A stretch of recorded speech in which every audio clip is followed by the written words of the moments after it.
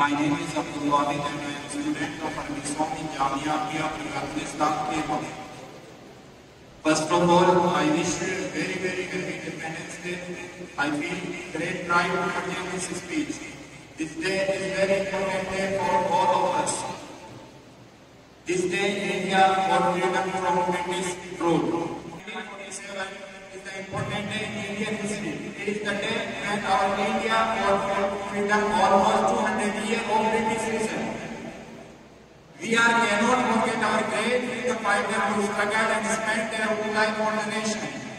Like Maulana Abul Kalam Azad, Maulana Hussain Ahmad Madani, Asfaqullah Khan, Sukhdev Singh, Sayyidul Maulana Mahmud Hassan, Asif Barrister Ali, Yusuf Meher Ali, many other devoted their entire life for the nation.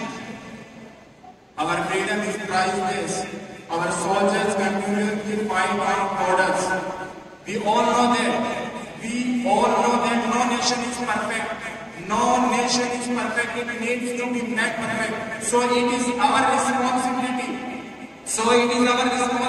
To sincerely perform our duty and progress together.